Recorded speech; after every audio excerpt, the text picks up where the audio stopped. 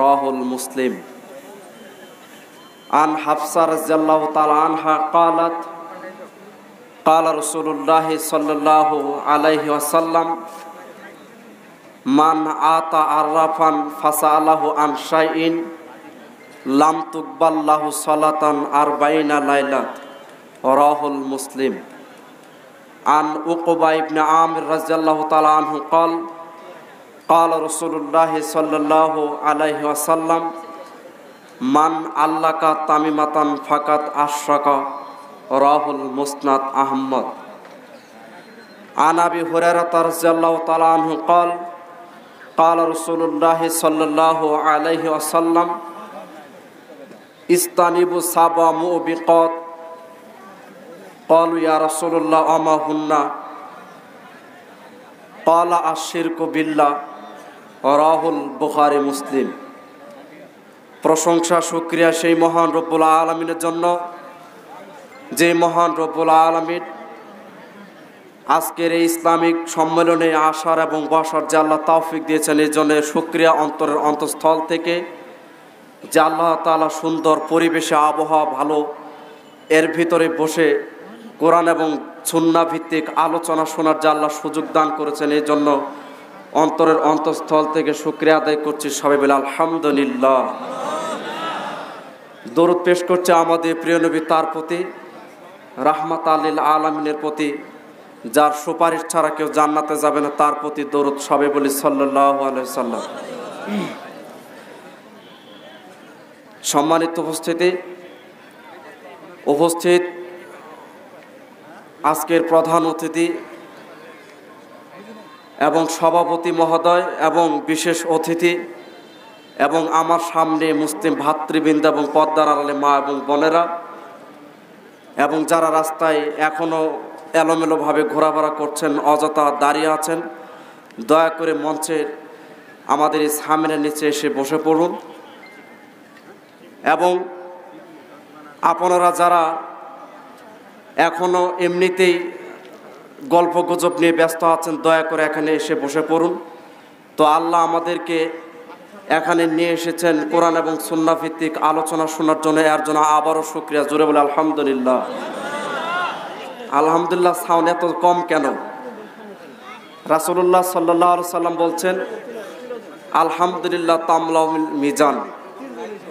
আলহামদুলিল্লাহ বললে মিজানের পাল্লাকে ভারী করে দেওয়া হয়। সুবহানাল্লাহ। তো এই জন্য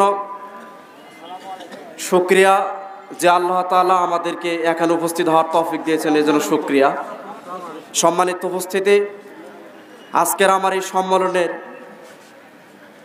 বক্তব্যের বিষয়, আলোচনার বিষয় সূরা ইউসুফ 106 নম্বর আয়াত, অধিকাংশ মানুষই আল্লাহর প্রতি ঈমান আনার পরও মুশরিক কেন? এই বিষয়ে কোরআন এবং সুন্নাহ ভিত্তিক আলোচনা হবে ইনশাআল্লাহুল আজিজ। সম্মানিত উপস্থিতি, ঈমান এমন একটা দামি জিনিস, ঈমান এমন একটা পাওয়ারফুল, যার ভিতরে ঈমান কাজ করে সারা পৃথিবী একদিক, তার ঈমানই একদিক। কথা বলেন ঠিক কিনা? ঈমান এত মজবুত, যার এত পাওয়ার, ঈমানের দাম এত বড়, এত শ্রেষ্ঠ, যার ঈমান আছে।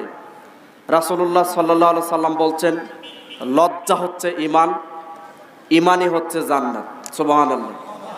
লজ্জা নেই যার, ঈমান নেই তার। তাহলে লজ্জা যার বেশি, তার ঈমান তত বেশি। তো ঈমান এমন একটা দামি জিনিস, খুব মূল্যবান।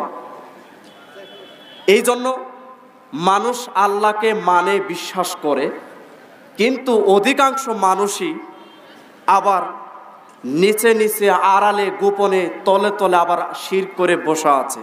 কথা বলেন ঠিক কিনা? আল্লাহর দাবি 12 নম্বর সূরা ইউসুফ 106 নম্বর আয়াতে আল্লাহ বলছেন ওমা ইউমিনু আকসারুহুম বিল্লাহ ইল্লা ওয়া হুম মুশরিকুন। অধিকাংশ মানুষই আমার প্রতি ঈমান আনবে, এরপরও তারা মুশরিক। নাউজুবিল্লাহ। আমরা ঈমান আনছি শুধুমাত্র একমাত্র কার উপর? বলেন সবাই, জোরে বলতে হবে, কার উপর? তো ঈমান যেহেতু আনছি আমরা আল্লাহর উপর, এই জন্য আপনাকে তাওয়াক্কুল ভরসা সব সময় সর্বদা সদা শুধুমাত্র একমাত্র ভরসা করবেন কার উপর? জোরে বলেন। এবং ঈমান আনছি, আমরা বলেছি আশহাদু আল্লাহ ইলাহা ইল্লাল্লাহ ওয়া আন্না মুহাম্মাদার রাসূলুল্লাহ, আল্লাহ ছাড়া সত্যিকারে কোনো মাবুদ নেই, উপাস্য নেই। আল্লাহ তাআলা রাসূল মুহাম্মদ সাল্লাল্লাহু আলাইহি সাল্লাম আল্লাহ তাআলা প্রেরিত তার রাসূল এবং বান্দা। তো আমরা ঈমান আনছি আল্লাহ ছাড়া সত্যিকারে আর কোনো মাবুদ নেই। আমরা জানি যে সব কিছু করেন একমাত্র মহান আল্লাহ, কিন্তু ঈমান আনছি, বিশ্বাস করছি, এরপরও আমরা বলছি ওয়াহদাহু লা শারীকা লাহ, তিনি এক, অদ্বিতীয়, তার কোনো শরীক জোরে বলেন আছে? তো মুশরিক শব্দ আল্লাহ তাআলা উল্লেখ করেছেন সূরা তাওবা 9 নম্বর সূরা তাওবা 28 নম্বর আয়াতে আল্লাহ বলছেন ইন্নামাল মুশরিকুনা নাজাসুন, নিশ্চয়ই মুশরিকটাই হচ্ছে অপবিত্র, নাপাক। বলেন নাউজুবিল্লাহ। মুশরিকটা কি নাপাক? কি বলেন? নাপাক। নাপাক এই কথা কে বলছেন? আল্লাহ বলছেন নিশ্চয়ই, অবশ্যই অবশ্যই মুশরিকরা নাপাক। কেন? শিরক এটা আরবি শব্দ, শিরক শব্দ থেকে আসছে মুশরিক। শিরক শব্দ থেকে আসছে কি? মুশরিক। তো শিরক কাকে বলে? যে আল্লাহকে বাদ দিয়ে যারা অন্য তরিকায়, অন্য মাবুদ মানে, অন্য মাবুদের ইবাদত করে, অন্য কোনো ইলাকে রব হিসেবে তারা দাবি করে ইবাদত করে, তাহলে সেটা কি হবে বলেন? শিরক হবে। আর যারা বেশি বেশি শিরকের সঙ্গে জড়িত, যারা অতিরিক্ত শিরক করে, যারা বেশি বেশি শিরক করবে, এরাই হচ্ছে মুশরিক। বলেন নাউজুবিল্লাহ। তাহলে যারা বেশি বেশি আল্লাহর সঙ্গে শিরক করে তারাই কি বলেন? মুশরিক। তারাই কি বলেন তো? আজকে এই বাংলাদেশ, ভারত, পাকিস্তান, 3টা রাষ্ট্রের মানুষ সবচেয়ে বেশি কার সঙ্গে জড়িত বলেন? শিরকের সঙ্গে জড়িত। কথা বলেন ঠিক কিনা? এই 3টা রাষ্ট্রে যত শিরক, যত জটালা বাবরিয়ালা, যত তেনা বাবা, খেতা বাবা, ন্যাংটা বাবা, যত পীর বাবা, শুধু কোন দেশে বলেন? বাংলাদেশে। এই দেশে বেশি। সেদিনও ফেসবুকে দেখলাম খেতা বাবা বের হয়েছে, বাবার নাম হচ্ছে খেতা বাবা। কথা বুঝতে পারছেন? মানুষের ঈমান, আমল, আকীদা নষ্ট হতে হতে এমন জঘন্য পর্যায়ে চলে গিয়েছে যে একটা ইউটিউবে বক্তব্য শুনলাম যে খাজা বাবার নাম শুনলে কেউ যদি রাস্তার পথ ভুলে যায়, বাবার নাম শোনার সাথেই, বাবার নাম স্মরণ করার সাথেই আল্লাহ তাআলা তার মাধ্যমে রাস্তা পথ দেখাই দিবেন। জোরে বলেন নাউজুবিল্লাহ। বলেন আস্তাগফিরুল্লাহ। সম্মানিত উপস্থিতি, তাহলে মানুষ সবচেয়ে কার সঙ্গে বেশি জড়িত বলেন? শিরকের সঙ্গে জড়িত।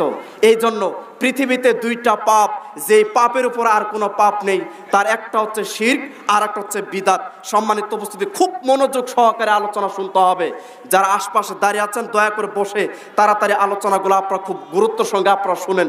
সম্মানিত দিনী ভাই, এবং রাস্তার আপনার ট্রেজের পাশ দিয়ে যারা গাড়িগুলো রাখছে, কর্তৃপক্ষকে বলছে তাড়াতাড়ি সরে দেন, কেন অনেক মানুষ হবে ইনশাল্লাহ, আমরা আশা করি। তো ইনশাল্লাহ অবশ্যই আমরা গুরুত্বের সঙ্গে আলোচনাগুলো শুনবো। তাহলে 2টা পাপ, একটা হচ্ছে শিরক আর একটা হচ্ছে বিদআত। এইভাবে আলহামদুলিল্লাহ বলেন আলহামদুলিল্লাহ। সম্মানিত উপস্থিতি, তাহলে শিরক এবং বিদআত 2টা খুব কঠিন পাপ। এই 2 পাপের উপর পৃথিবীতে আর কোনো পাপ নেই। চুরি করে, জেনা করে, সুদ ঘুষ যাই যত খাচ্ছে, এগুলা যদি বক্তব্য শোনার পর তওবা করে আল্লাহ তাআলা ক্ষমা করে দিন। বলেন সুবহানাল্লাহ। কেন?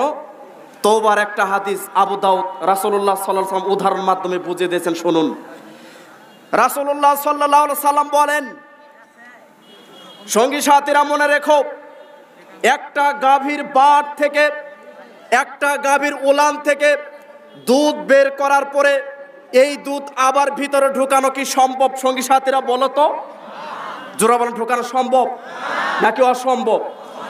রাসূলুল্লাহ সাল্লাল্লাহু আলাইহি সাল্লাম বলছে, সঙ্গী সাথীরা শোনো, যদি কোনো মানুষ আল্লাহর কাছে অনুতপ্ত হয়ে, অনুশোচনা করে, কান্নাকাটি করার মাধ্যমে যদি খাস দিলে, অরিজিনালি অ্যাকচুয়ালি সে যদি আল্লাহর কাছে তওবা করে, আল্লাহ বলে, আল্লাহ দেখো তুমি তো আমার কাছে ক্ষমা চেয়েছো, মাফ চাইছো, খুব কাকুতি মিনতি করে বলেছো, আমি আল্লাহ তোমাকে মাফ করে দিলাম।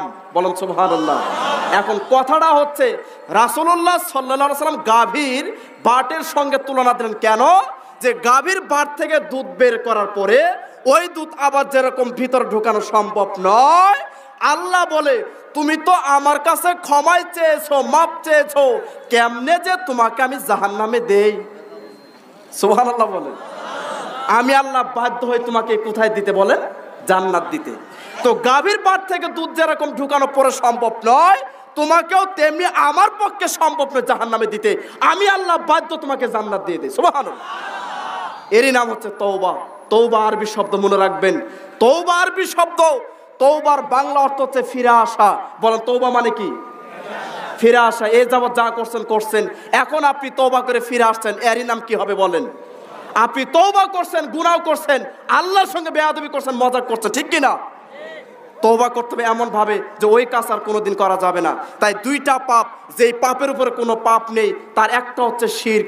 রাসূলুল্লাহ সাল্লাল্লাহু আলাইহি সাল্লাম বলছেন যে আমার কাছে একজন সাহাবী এসে বলছেন যে আল্লাহ নবী, আইয়ু জামবে আকবার, বলেন তো ইসলামের সবচেয়ে বড় পাপ কোনটি? আল্লাহ নবী বলেন তো ইসলামের সবচেয়ে বড় পাপ কোনটি? আল্লাহর নিকট সবচেয়ে বড় পাপ কোনটি? রাসূলুল্লাহ সাল্লাল্লাহু আলাইহি ওয়াসাল্লাম বলছে আশিরকু বিল্লাহ, আল্লাহর সঙ্গে শিরক করা হচ্ছে ইসলামের ভিতরে আল্লাহ তাআলার কাছে সবচেয়ে বড় পাপ। বলেন নাউজুবিল্লাহ। বুখারী মুসলিম। কেন? শিরক করলে আল্লাহকে অপমান করা হয়, বিদআত করলে মুহাম্মদ সাল্লাল্লাহু আলাইহি ওয়াসাল্লামকে অপমান করা হয়। শিরক করলে এ যাবৎ যত আমল করছেন সবই ধ্বংস। বিদআত করছেন, আমল করছেন, একটাও কবুল হবে না। কঠিন না সহজ বলেন? শিরক করার সাথে সাথে আপনার সমস্ত আমল বাতিল। প্রমাণ 6 নম্বর সূরা আনাম 88 নম্বর আয়াত খুলে দেখুন। আল্লাহ বলছেন ওয়ালাউ আশরাকু লাহাবিতা আনহুম মা কানু ইয়ামালুন। লোকেরা তোমরা শুনে রেখো, যদি তোমরা আমার সঙ্গে শিরক করো, ওয়ালাউ আশরাকু, যদিও তোমরা আমার সঙ্গে শরীক স্থাপন করো, শিরক করো, তাহলে তোমাদের যত নেক আমল আছে আমি আল্লাহ সব ধ্বংস করে দেব। নাউজুবিল্লাহ। এই কথা কে বলছে? জোরে বলেন। সবাইকে বলতে হবে। কে বলছেন? এখন যদি কোনো পীর সাহেব শিরক করে, তার আমল টিকবে? কোনো বড় হুজুর আমল টিকবে? কোনো বুজুর্গানের দিনের আমল টিকবে? কোনো বড় মানুষের আমল টিকবে? টিকবে না। এই কথা কে বলছেন বলেন? আল্লাহ বলছে আমার সঙ্গে শিরক করলে তোমার সমস্ত আমল আমি আল্লাহ ধ্বংস করে দিব। বলেন না নাউজুবিল্লাহ। শুনুন সূরা জুমার 39 নম্বর সূরা জুমারের 65 নম্বর আয়াত। আল্লাহ মুহাম্মদ সাল্লাল্লাহু আলাইহি সাল্লামকে ধমক দিয়ে বলছেন, ধমক।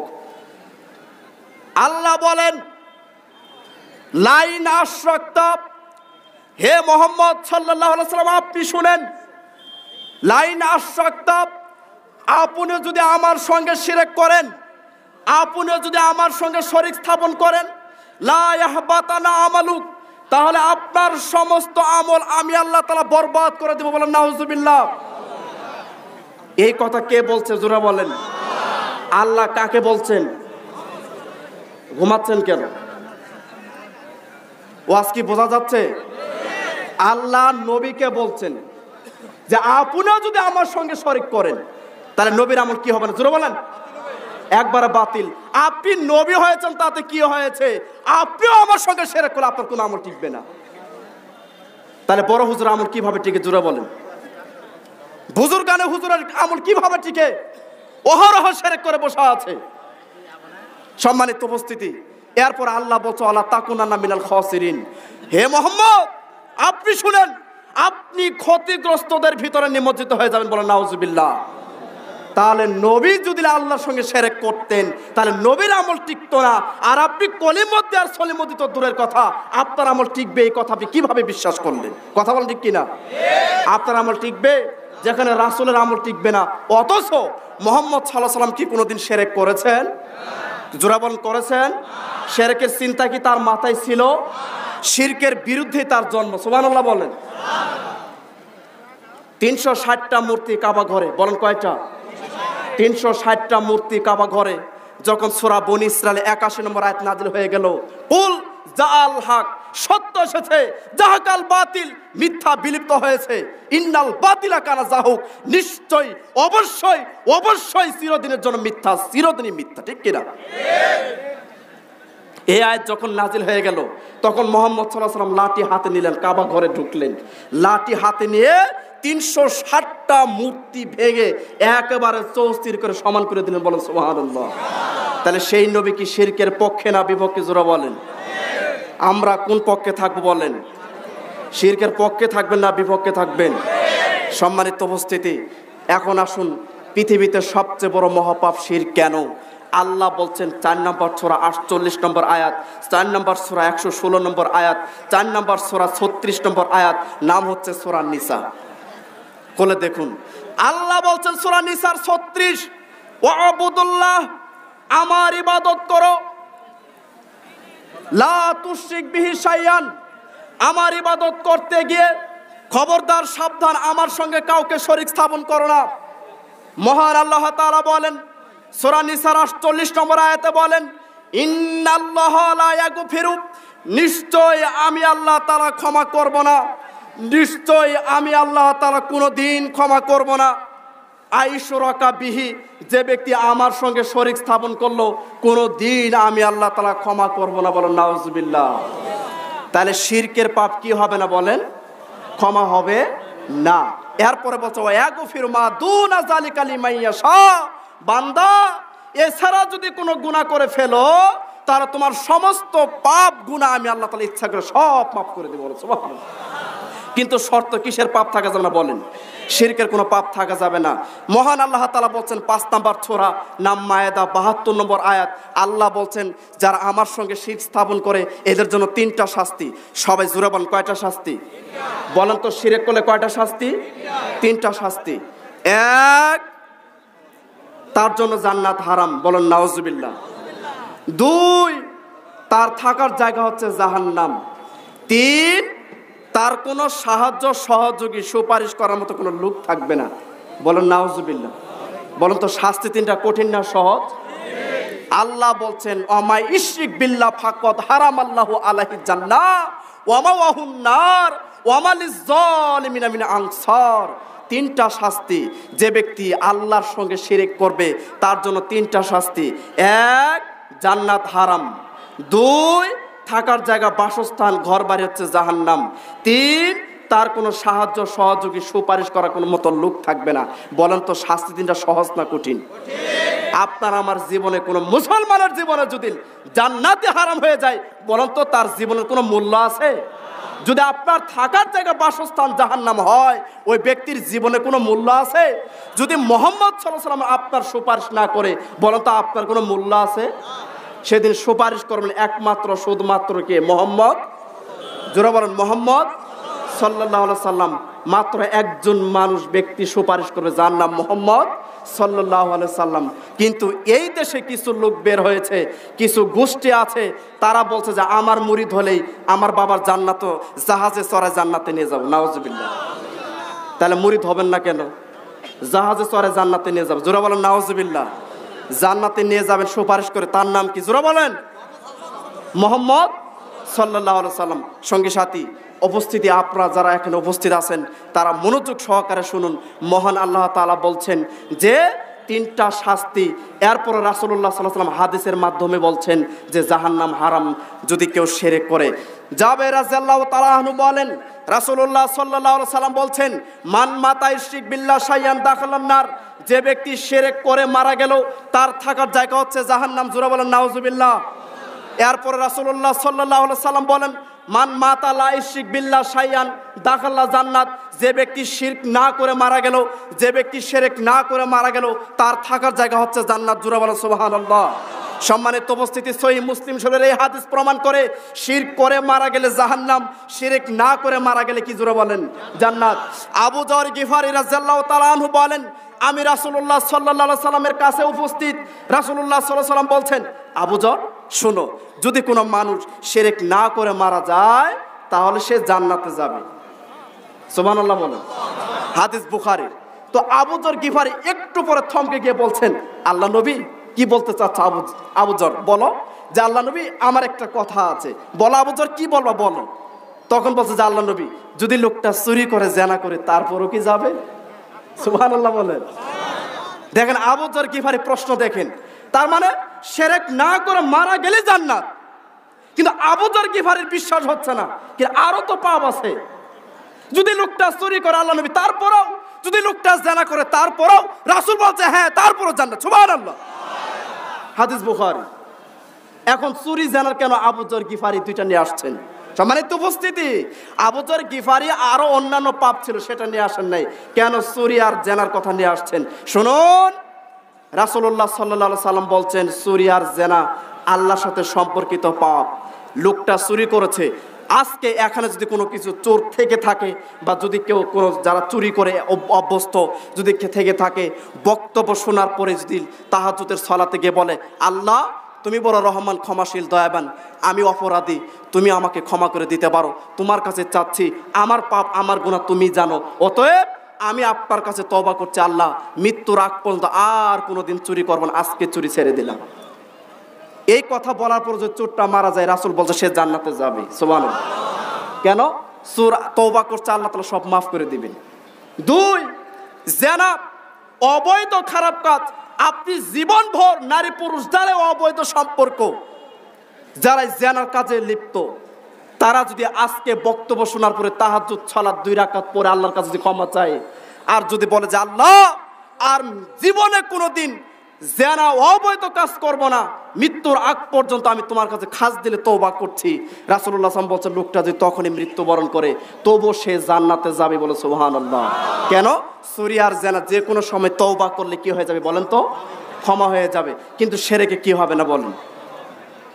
বিদআত এবং শিরক এই দুইটাই সওয়াবের আশায় করে, ঠিক কিনা বলেন?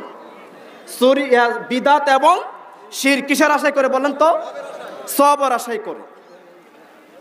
এখন সওয়াবের আশায় যে করেন, সওয়াবটা তো রাসূলুল্লাহ সাল্লাল্লাহু আলাইহি সাল্লামের কথার সঙ্গে মিল না হলে ওই সওয়াব আপনাকে জাহান্নামের চৌরাস্তায় নিয়ে যাবে, ঠিক কিনা? ওই বিদআতটা যদি রাসূলের বিপক্ষে চলে যায়, তাহলে আপনার কিন্তু খবর আছে। কেন? রাসূলুল্লাহ সাল্লাল্লাহু আলাইহি সাল্লামের কথাকে ওভারটেক করে যাওয়ার মতো পৃথিবীর কোনো লোক আছে? জোরে বলেন, আছে? শোনো, উমর রাদিয়াল্লাহু তাআলা বাড়ি থেকে নিয়ত করে গেছেন আবু বকরকে দান দিয়ে আজকে ঠকাবো, এটা তার মনে মনে পরিকল্পনা। তো রাসূলুল্লাহ সাল্লাল্লাহু আলাইহি ওয়াসাল্লাম তাবুকের যুদ্ধে যাবেন, কে কি আসো দান করো। দান করছেন। ওমর রাদিয়াল্লাহু তাআলা বলছে আমার পুরো অর্ধেক সম্পদ দিলাম। উসমান বলছেন আমি সমস্ত মানুষের যাতায়াত খরচ 1 ভাগ নিলাম। এখন আবু বকরকে বলছে যে আবু বকর তুমি কি দিবা? ওমর রাদিয়াল্লাহু তাআলা তার মনে মনে যে ইচ্ছা প্রকাশ করে নাই যে আবু বকরকে দান দিয়ে তাকে মানে ঠকাবো, মানে তার উপরে যাব, তাকে আমি আমার উপর উঠতেই দিব না, এটা তার মনে মনে পরিকল্পনা প্রকাশ করেন নাই। কিন্তু রাসূলুল্লাহ সাল্লাল্লাহু আলাইহি ওয়াসাল্লাম যখন আবু বকরকে বলছে আবু বকর এই তাবুকের মাঠে যেতে হবে যুদ্ধ করতে, তুমি কি দিবা বলো তো? তখন আবু বকর বলছেন আল্লাহ নবী আমার বাড়িতে আপনাকে আর আল্লাহকে রেখে যা আছে সবই দিলাম। জোরে বলেন সুবহানাল্লাহ। কথা বুঝতে পারছেন? যে আমার বাড়িতে আল্লাহকে আর আপনাকে কে বলেন তো? মোহাম্মদ, আল্লাহ এবং মোহাম্মদ সাল্লাল্লাহু আলাইহি ওয়াসাল্লাম এই দুইজনকে বাড়িতে রেখে যা আছে আমি সবই দান করলাম। সুবহানাল্লাহ। উমর রাদিয়াল্লাহু তাআলা তখন বলছে যে সারা পৃথিবীর এমন কোন মায়ের বেটা সন্তান জন্ম নেয়নি যে এই কথা টপকিয়ে কোনো কথা বলবে। সুবহানাল্লাহ বলেন। বলেন তো যেখানে আল্লাহ এবং আল্লাহ রাসূল এই কথা টপকিয়ে যার মতো এমন কোন সন্তানের জন্ম হয়েছে? জোরে বলেন, আছে? ওমর বলছে আবু বকরের এই কথা ডিঙিয়ে যাওয়ার মতো, টপকে যাওয়ার মতো পৃথিবীতে কোনো আদম সন্তানের জন্ম হবে না, ঠিক কিনা বলেন? কেন? যেখানে আল্লাহ এবং আল্লাহ রাসূল যার বাড়ি, সেখানে আর কোনো অভাব আছে? আপনি যদি আল্লাহর হয়ে যান, আল্লাহ যদি আপনার হয়ে যায়, সারা পৃথিবী একদিক আল্লাহ একদিক, কি বলেন? আপনাকে কোনো ক্ষতি করতে পারবে? অনেকে বলে যে 10 দিক যেদিক আল্লাহ সেদিক, বলেন নাউজুবিল্লাহ। বরঞ্চ সারা পৃথিবীর মানুষ একদিক, আল্লাহ কোথায়? একলা একদিক। কেন? আলাম ইয়াকুল্লাহু কুফুয়ানা, তার কোনো সমতুল্য সমকক্ষ পৃথিবীতে কেউ, জোরে বলেন, কেউ নাই। সম্মানিত উপস্থিতি, তাহলে এই হাদিস প্রমাণ করছে যে শিরক না করে মারা গেলে সে কোথায় যাবে বলেন? জান্নাতে যাবে। সম্মানিত উপস্থিতি, আজকে মানুষ অসংখ্য শিরকের সঙ্গে জড়িত, মুশরিক হয়ে বসে আছে। কেমনে? আপনাকে এক একটা করে বলছি। রাসূলুল্লাহ সাল্লাল্লাহু আলাইহি সাল্লাম বলছেন যে হাফসা রাদিয়াল্লাহু তাআলা আনহা বলেন রাসূলুল্লাহ সাল্লাল্লাহু আলাইহি সাল্লাম বলছেন, মান আতা, যে ব্যক্তি আসলো আররাফান, গণকের কাছে, জ্যোতিষীর কাছে, ফাস আলাহু আন শাইইন, তাকে কোনো বিষয়ে জিজ্ঞাসা করলো, ওই বিষয়ে শুনে সে অনুযায়ী আমল করলো, লাম তুকবাল্লাহু সালাতান আরবাইনা লাইলাত, যে ওই ব্যক্তির 40 দিনের 40 রাত্রের 40 দিনের কোনো নামাজ আল্লাহর দরবারে কবুল হবে না। বলেন নাউজুবিল্লাহ। বলেন কত জনের নামাজ হবে না? কত দিনের নামাজ হবে না? বলেন কার কাছে গেলে? গণকের কাছে গেলে। গণকের কাছে গেলে, জ্যোতিষীর কাছে গেলে যে ব্যক্তি যাবে তাকে গিয়ে জিজ্ঞাসা করবে, রাসূলুল্লাহ সাল্লাল্লাহু আলাইহি সাল্লাম বলছেন লাম তুকবাল্লাহু সালাত আরবাইনা লাইলাত, ওই ব্যক্তির 40 দিনের কোনো নামাজ কবুল হবে না। বলেন নাউজুবিল্লাহ। আজকে আপনি গণকের কাছে যাচ্ছেন, হাত দেখে ভাগ্য পরীক্ষা করছেন, লটারির মাধ্যমে ভাগ্য পরীক্ষা করছেন, টিয়া পাখির মাধ্যমে ভাগ্য পরীক্ষা করছেন, আপনি হাত চালিয়ে ভাগ্য পরীক্ষা করছেন, হাতের রাশি দেখে ভাগ্য পরীক্ষা করছেন। আপনাকে এক শ্রেণীর লোক গাধা পেয়েছে, এই হাতের ভিতরে কোনো কিছুই নেই। বলেন ঠিক কিনা? এই হাতের ভিতরে কোনো কিছু আছে? এগুলা গণক জ্যোতিষীদের কাজ। যদি আপনি গণকের কাছে যান, জ্যোতিষীর কাছে যান, তাহলে আপনার 40 দিনের নামাজ কবুল হবে না। আর আজকে আমরা গণকের কাছে যাচ্ছি, জ্যোতিষীর কাছে যাচ্ছি, লটারির মাধ্যমে ভাগ্য পরীক্ষা করছি, যদি লাইগা যায় 10 টাকা দিয়ে 40 লক্ষ। ঠিক কিনা বলেন? আপনাদের সমাজে আছে কিনা বলেন? আছে না? এই লটারি এত জঘন্য পাপ। সূরা মায়েদা 90 নম্বর আয়াত করে দেখুন, লটারি, জুয়া, মদ, এগুলো সব হারাম না হালাল? বলেন, বলে হালাল না হারাম? সম্মানিত উপস্থিতি, আপনার স্টেজের সাইডে যারা গাড়িগুলো রাখছেন, এগুলো দয়া করে এখান থেকে সরিয়ে একটু প্যান্ডেলের পিছনে রাখেন। পিছনে অনেক গাড়ি রাখার জায়গা আছে। কেন? এখানে মানুষ আমরা মনে করি যে 40-50 হাজারের বেশি হতে পারে ইনশাআল্লাহ। মানুষ অনেক রাস্তার ভিতরে আসছে, এই জন্য কর্তৃপক্ষ যারা স্বেচ্ছাসেবক আছেন সমস্ত গাড়িগুলো টান দেন। কেন? আমাদের চেয়ার, পর্যাপ্ত চেয়ার দেওয়া আছে, এগুলো অনেক লোকরা আমরা সাইড দিয়ে চেয়ার দিয়ে মাধ্যমে ইনশাআল্লাহ আমরা বসাবো। তো আমরা এখনো যারা রাস্তায় দাঁড়িয়ে আছেন বা এখানে মঞ্চের সাইডে দাঁড়িয়ে আছেন, ইনশাআল্লাহ বসে পড়েন। আমরা একটু তাকবীর দিচ্ছি, লিল্লাহে তাকবীর, লিল্লাহে তাকবীর, সকল বিধান বাতিল করো। সম্মানিত উপস্থিতি, আমরা অবশ্যই আমরা শিরক থেকে আমরা মুক্ত থাকবো। সম্মানিত উপস্থিতি, শিরকবিহীন আমলের গুরুত্ব কত, সঙ্গে সাথীরা শুনুন। আবু হুরায়রা রাদিয়াল্লাহু তাআলা আনহু বলেন, আমি রাসূলুল্লাহ সাল্লাল্লাহু আলাইহি সাল্লামের কাছে উপস্থিত, একজন বেদিন লোক এসে আল্লাহর নবীকে বলছেন, সম্মানিত উপস্থিতি কেউ কথা বলবেন না, মনোযোগ সহকারে এই হাদিসটা শুনুক। শিরকবিহীন, শিরক ছাড়া আমলের, ইমানের দাম যে কত বেশি, এই মুসলিম শরীফের হাদিস তার প্রমাণ। আবু হুরায়রা বলছেন যে আল্লাহর নবীর কাছে একজন বেদিন লোক আসে, মুখস্থ করতে হবে। বলেন কি লোক? বক্তব্য কি বোঝা যাচ্ছে? বেদিন লোক এসে বলছে যে আল্লাহর নবী, আপনি আমাকে এমন কিছু কাজের কথা বলেন তো, যে আমল, যেই কাজ করলে আমি যেন জান্নাতে যেতে পারি। বলেন সুবহানাল্লাহ। কি লোক এসে বলছেন? বেদিন লোক এসে বলছে যে আল্লাহর নবী, আমাকে এমন কিছু আমলের কথা শিখিয়ে দেন, যে আমলের মাধ্যমে যেন আমি জান্নাত যেতে পারি। সুবহানাল্লাহ বলেন। বেদিন লোকের আশা জান্নাত যাওয়ার, হতভাগা দুর্ভাগা মুসলিম, বাপ মুসলমান, দাদা মুসলমান, 14 গোষ্ঠী মুসলমান, তাও বলে হুজুরকে, হুজুর আপনি কি কবর আযাব দেখে এসেছেন? ঠিক কিনা বলেন?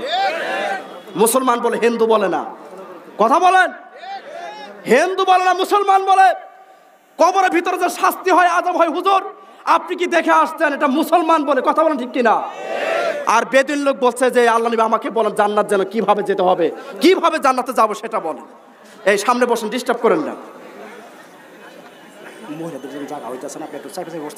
মা বোনদেরও জায়গা হচ্ছে না। আমি তো 15 দিন আগে বলছি যে এই প্যান্ডেল হবে না, পুরা গণময়দান আমি বলছি যে পুরাটাই সাজাতে হবে। আমি তো 15 দিন আগেই বলছি যে গণময়দান পুরাটাই সাজাতে হবে। আমি এই 100-150 হাতের একটা প্যান্ডেল, আব্দুল্লাহ যিনি আমাদের বড় ভাই আসছেন, দিনাজপুরে মাহফিলে 70,000 উপরে মানুষ, আলহামদুলিল্লাহ বলেন, 70,000 উপরে মানুষ হয়েছিল দিনাজপুরে শুধু আব্দুল্লাহর মাহফিলে। আর এখানে তো মানুষ রাস্তার ভিতর কম করলে আরো কয় হাজার মানুষ রাস্তার ভিতরে আছে। আলহামদুলিল্লাহ বলেন। আল্লাহ এই সম্মেলনকে তুমি কবুল করে নাও, আমিন। আল্লাহ এই সম্মেলন যারা আয়োজন করছে সবাইকে আল্লাহ তুমি মাফ করে দাও, আমিন। আল্লাহ এই সম্মেলনের মাধ্যমে আল্লাহ তুমি সবারই জীবনে গুনাহ মাফ করে দাও, আমিন। এই সম্মেলন ওসিলা করে আল্লাহ এখানে যত মানুষ আমার উপস্থিত সবারই বাবা মার আযাব, কবর আযাবকে মাফ করে দাও, আমিন। সবার বাবা মাকে তুমি সুস্থতা দান করো, আমিন। সম্মানিত উপস্থিতি, যেটা বলছিলাম এই হাদিসটা মনোযোগ দিয়ে শুনেন, এখানে ডিস্টার্ব করবেন না।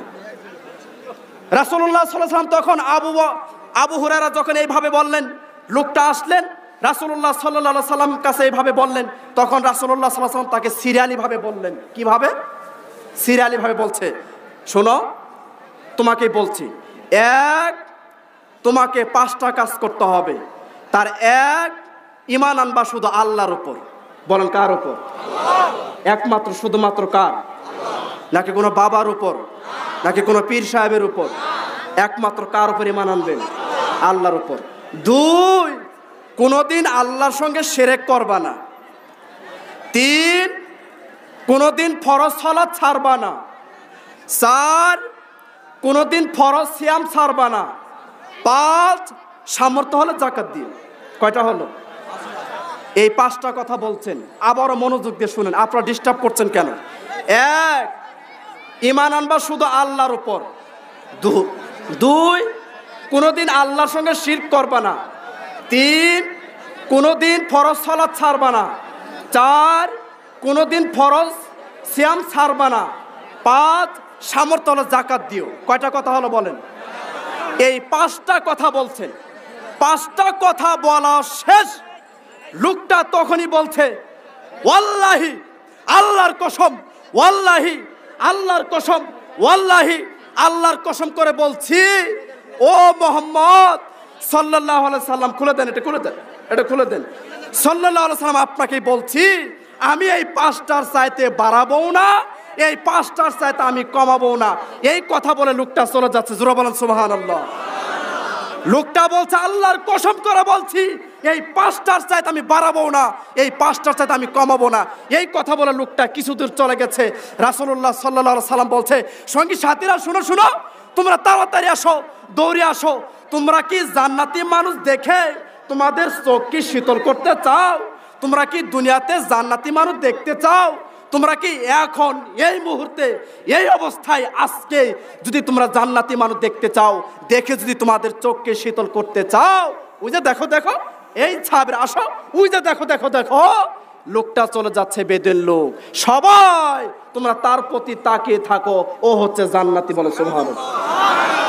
সুবহানাল্লাহ জোরে বলতে হবে। 2টা কথা, এক, বেদের লোক এখন ইসলাম গ্রহণ করে, জোরে বলে ইসলাম গ্রহণ করে না। 1, 2, সে আমল করা এখনো শুরু করে। কিন্তু রাসূলুল্লাহ সাল্লাল্লাহু আলাইহি ওয়াসাল্লাম তাকে দুনিয়াতে কিসের সার্টিফিকেট দিলেন বলেন? দেখেন শিরকবিহীন আমলের গুরুত্ব কত। রাসূলুল্লাহ সাল্লাল্লাহু আলাইহি ওয়াসাল্লাম কেন তাকে জান্নাতের সার্টিফিকেট দিলেন?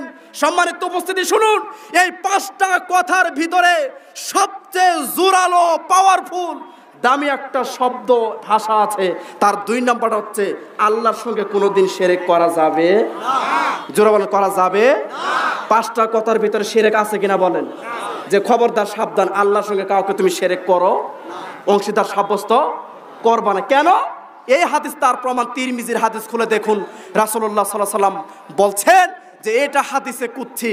আল্লাহ বলছে, ইয়া বনি আদম, হে বনি আদম সন্তানগণ, তোমরা আমার কাছে ক্ষমা চাও, আমার কাছে মাফ চাও, আমি তোমাকে ক্ষমা করব।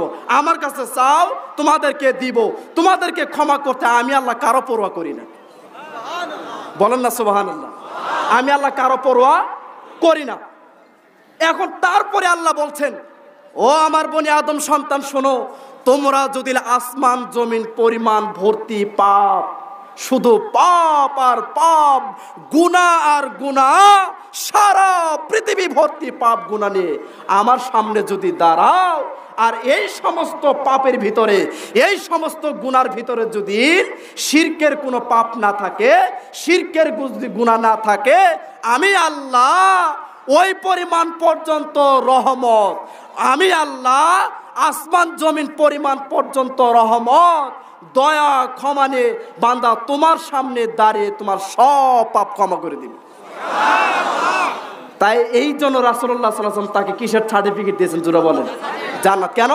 যদি কেউ শিরক না করে, তার সমস্ত গুনাহ আল্লাহ কি করে দিবেন? জোরে বলেন, মাফ করে দিবেন।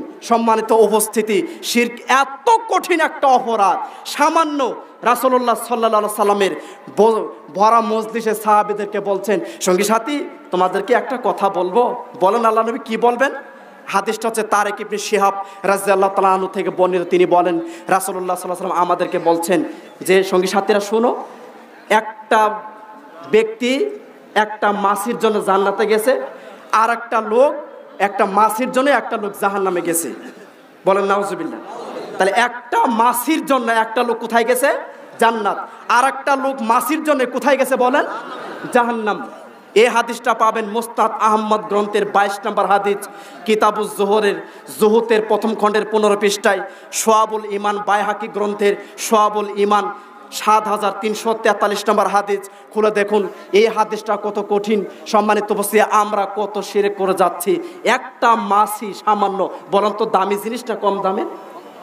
একবার মূল্যহীন, একবার তুচ্ছ জিনিস কিনা বলেন? এই মাছির জন্য একটা লোক জান্নাতি জাহান্নামী। সাহাবের বলছেন কি বলেন? তাহলে ঘটনা একটু খুলে বলেন তো, যে মাছির জন্য একটা লোক জাহান্নামে গেছে আর একটা লোক জান্নাতে যাবে, মানে ঘটনা একটু খুলে বলেন। রাসূলুল্লাহ সাল্লাল্লাহু আলাইহি ওয়াসাল্লাম বলছে শোনো, অমুক গ্রামে একটা মূর্তি ভাস্কর্য ছিল রাস্তার পাশে, একটা মূর্তি ভাস্কর্য, কবর ছিল, মাজার ছিল। ওখান দিয়ে যারাই যাবে তাদের বাপ দাদার নিয়ম হচ্ছে ওখানে কিছু দিয়ে যেতে হবে। না কথা বুঝেন নাই? আমাদের দেশে আছে কিনা নাই? জোরা বলতে হবে, আছে না নাই? ট্রেন লাইনে নাই রে মাজার, বাস লাইনে বলেন, বাস লাইনে সব মাজার, ট্রেন লাইনে মাজার নাই। কেন? ওটা তো ট্রেন থামাবে না, টাকা কে দিবে? আর বাস থামায় মাজারে কবরে টাকা দিচ্ছে। কবরের টাকা না দিলে বলে সামনে গাড়ির দুর্ঘটনা হবে। নাউজুবিল্লাহ। বলেন অ্যাক্সিডেন্টের মালিক কে? অ্যাক্সিডেন্ট হবে না তারও মালিক কে? সুস্থতার মালিক কে? অসুস্থতার মালিক কে? আপনার রুজির বরকত হায়াত সব কিছুর মালিক কে? সবাই বলেন কে? সবাই দুই হাত তুলে দেখেন, বলেন কে? বলেন লিল্লাহে তাকবীর, লিল্লাহে তাকবীর। আল কোরআনের আলো, সহিহ হাদিসের আলো, আল কোরআনের আলো, সহিহ হাদিসের আলো। আল্লাহ আমাদের সবাইকে কবুল করবেন, আমিন। সম্মানিত উপস্থিতি, আলোচনার শেষ হাদিস গোষ্ঠী নিয়ে আসছে। এই হাদিসটা আপনাকে শুনতে হবে। তুচ্ছ জিনিস মাছির জন্য একটা লোক জান্নাতি জাহান্নামী। সম্মানিত উপস্থিতি, রাসূলুল্লাহ সাল্লাল্লাহু আলাইহি ওয়াসাল্লাম তখন বললেন যে ওই মাজারের পাশ দিয়ে, ভাস্কর্যের পাশ দিয়ে যারাই যাবে কিছু দিয়ে যেতে হবে। তো একজন দুইজন ব্যক্তি, একজন গেলেন, তার আটকে দিলেন। কথা মনোযোগ দিয়ে শুনতে হবে, অন্য মন তাকান কেন? বক্তব্য এদিক শুনেন, আশপাশে কি হচ্ছে এটা আপনার দেখার বিষয় নাই। মনোযোগ দিয়ে না শুনলে আপনি হবেন জালেম। আল্লাহ বলছে, আমি বলি নাই। যেখানে কোরআন সহিহ হাদিসের আলোচনা হয় ওখানে মনোযোগ না দিয়ে ডিস্টার্ব করলে সে কি বলেন? বলেন সে কি? জালেম। আপনি জালেম হতে চান? জালেম ধরে স্থান কোথায়? জাহান্নাম না জান্নাত? জাহান্নাম। সম্মানিত উপস্থিতি, খুব নীরবে শোনেন। তখন ব্যক্তি গেলেন, তারা আটকিয়ে দিলেন বাপদাদার নিয়ম অনুযায়ী, যে এখানে তোমাকে কিছু দিতে হবে। যে বলছে আমার কাছে কিছু নেই, আমি গরিব মানুষ, কি দিব? দিবে, দিতে হবে না মানে? অবশ্যই তোমাকে দিতে হবে, এটা আমাদের বাপদাদার ঐতিহ্য, স্ট্যাটাস, নিয়ম, দিতে হবে, কিছু দিতে হবে। যে আমার কাছে তো কিছু নাই, কি করব? কি করব? আচ্ছা, আলহামদুলিল্লাহ। তো আপনারা যারা দাঁড়িয়ে আছেন দয়া করে বসে পড়েন, কেউ কথা বলবেন, একবার সাইলেন্ট, সবাই নিশ্চুপ থাকেন, কেউ কথা বলবেন না। শুনুন, আমাকে আর 5 মিনিট সময় দেওয়া হয়েছে, 5 মিনিট আমি এই হাদিসটা শেষ করে চলে যাচ্ছি। যেহেতু মাইকের আজকের এই যান্ত্রিকের কারণে বা বিদ্যুতের কারণে কথার মোড়গুলি নষ্ট হয়ে গেছে, কি বলেন? এজন্য আমরা চাচ্ছি আগামীতে আসছে ভালো যে উন্নত মানের ছেড় হয় ইনশাল্লাহ। তো এই জন্য আমি যেটা বলতে চাচ্ছিলাম, এই হাদিসটা শেষ করে আমি চলে যাচ্ছি। সম্মানিত উপস্থিতি, তো লোকটা গেলেন, তারা আটকিয়ে দিলেন, ওখানে কিছু দান করতে হবে, নাই দিতে হবে। তখন বলছে, তারা পরামর্শ দিলেন, একটা মাছি মেরে হলে এখানে দান করে তারপরে যাও। কথা বুঝতে পারছেন? তখন একটা মাছি মারলেন, মাছি মেরে এনে মাজারে, কবরে, ভাস্কর্যে, মূর্তিতে দান করে তারপর চলে গেলেন। তারা ছেড়ে দিলেন, কোনো কথা তারা আটকালেন না, বললেন না। এক। দ্বিতীয় ব্যক্তি গেলেন, একই বিষয়, বলছেন দাঁড়াও, এখানে কিছু দান করতে হবে। বলছে যে আমার কাছে নেই। তখন বলছে নেই মানে দিতে হবে। কি দিতে হবে? যে কিছু না কিছু হলে তোমাকে দিতে হবে। তখন লোকটা বলছে, আল্লাহি, আল্লাহর কসম করে বলছি, আমি আল্লাহ ছাড়া কোনো সামনে কারো কাছে মাথা নত করতে পারি না। আমি আল্লাহ ছাড়া কারোর কাছে আমি আজ পর্যন্ত কোনো দান করি নাই, সুবহানাল্লাহ বলে। তখন বলছে তাহলে তোমাকে হত্যা করা হবে। আচ্ছা, আমি হত্যার জন্য প্রস্তুত আছি, আমাকে মারেন, তা তো কোনো সমস্যা নাই, বলেন সুবহানাল্লাহ। তখন তাদের হাতে তরোয়াল ছিল, তখন তরোয়াল দিয়ে তাদের গলাটাকে গর্দানটাকে একেবারে কেটে একেবারে ফেলে দিলেন। তখন লোকটা শহীদ হয়ে গেলেন। রাসূলুল্লাহ সাল্লাল্লাহু আলাইহি ওয়াসাল্লাম কথা গুটিয়ে নিয়ে এসে বলছেন, সঙ্গী সাথীরা শুনো, ওই যে প্রথম ব্যক্তি মাছি মেরে মাজারে কবরে দান করে চলে গেল, সে হচ্ছে জাহান্নামী, জোরে বলেন নাউজুবিল্লাহ। আর যাকে গলা কাল্লাটা কেটে একেবারে গর্দানকে উড়িয়ে দিয়েছে, এই লোকটা হচ্ছে জান্নাতি, জোরে বলেন সুবহানাল্লাহ। তাই রাসূলুল্লাহ সাল্লাল্লাহু আলাইহি ওয়াসাল্লাম মুআজকে বলছে, শোনো মুআজ, আমি কিন্তু তোমাকে খুব ভালোবাসি, তোমাকে খুব আদর করি, ভালোবাসি, এই জন্য তোমাকে 10টা উপদেশ দিচ্ছি। তোমাকে আমি 10টা উপদেশ দিচ্ছি, তার সব ভুলে গেল, এই উপদেশটা কোনোদিন ভুলবে না। শোনো মুআজ, লা তুশরিক বিল্লাহ শাইআন ইন কুতিলতা ওয়া হুররিকতা, আল্লাহর সাথে খবরদার সাবধান, কোনোদিন শিরক করবে না। যদিও তোমাকে আগুনে পুড়ে ছাই করা হয়, যদিও তোমাকে হত্যা করা হয়, খবরদার সাবধান, তুমি আল্লাহর সঙ্গে শিরক করবে না। বলেন শিরক করবেন? বলেন শিরকের পক্ষে থাকবেন না বিপক্ষে থাকবেন? বলেন তাবিজের পক্ষে না বিপক্ষে? রাসূলুল্লাহ সাল্লাল্লাহু আলাইহি ওয়াসাল্লাম বলছেন, মান আল্লাকা তামিমাতান ফাকাত আশরাকা, যে ব্যক্তি হাতে গলায় কোমরে তাবিজ ঝোলায়, তাবিজ লটকায়, সে যেন আল্লাহর সঙ্গে শিরক করে, বলে নাউজুবিল্লাহ। আজকে এক শ্রেণীর হুজুররাই তাবিজের ব্যবসা করছে, কথা বলেন ঠিক কিনা? হুজুর তাবিজ বিক্রি করে খায়, তসবিহ বিক্রি করে খায়, সুতার বালা ইত্যাদি বিক্রি করে খায়, অষ্টধাতুর আংটি বিক্রি করে খায়। এই বিষয়গুলো একেবারে টোটালি শিরক। আল্লাহ আমাদের বিষয়গুলো বোঝার তৌফিক দান করো, আমিন। এজন্য অবশ্যই আমরা শিরক এবং বিদআত মুক্ত আমল করব, আল্লাহ আমাদের তৌফিক দে, বলো আমিন। আল্লাহ তুমি আমাদের শিরক বিদআত মুক্ত আমল করার তৌফিক দান করো, আমিন। সারা দেশে শিরক এবং বিদআত যেন মুক্ত হয়, এর জন্য আমরা দোয়া করছি এবং কাজ করে যাচ্ছি। আল্লাহ শিরক বিদআত মুক্ত আমল করার এবং কাজ করার তৌফিক দান করে দাও, আমিন। সম্মানিত উপস্থিতি, 1 মিনিট আমার বিষয়ে, আমার একটা চ্যানেল আছে মাসুদ বিন আব্দুল্লাহ, আমার নাম, ফেসবুকের আইডি মাসুদ বিন আব্দুল্লাহ, ইউটিউবের চ্যানেলের নামও মাসুদ বিন আব্দুল্লাহ, বাংলাতে লিখবেন মাসুদ বিন আব্দুল্লাহ। 190টার উপরে আমার আলোচনা আছে ইনশাল্লাহ। তো 190টার উপরে আলোচনা আসে, আপনারা যদি আমার নামে যদি সার্চ দেন মাসুদ বিন আব্দুল্লাহ, বিষয়ভিত্তিক জুমার খুতবা, মাহফিলের, এগুলো ইনশাল্লাহ আপনার আলোচনা ইনশাল্লাহ নেট থেকে শুনতে পারবেন। আর আমার নাম মাসুদ বিন আব্দুল্লাহ, ফেসবুক আইডি। এই নামে আমার অনেক দিনই ভাই ময়মনসিংহ থেকে আসতে পারে, আলহামদুলিল্লাহ, শেরপুর, টাঙ্গাইল, ধনবাড়ি, তারপর আপনার বক্সিগঞ্জ, দেওয়ানগঞ্জ, সদর, জামালপুর, পাতালিয়া, এখান থেকে লোক আসছে, বলেন আলহামদুলিল্লাহ। আল্লাহ আমাদের এই সম্মেলনকে কবুল করুক, জোরে বলো আমিন। আল্লাহ আমাদের প্রত্যেকেই তুমি জীবনে গুনাহগুলো মাফ করে দাও, আমিন। আল্লাহ শিরক মুক্ত আমল করার তৌফিক দান করে দাও, আমিন।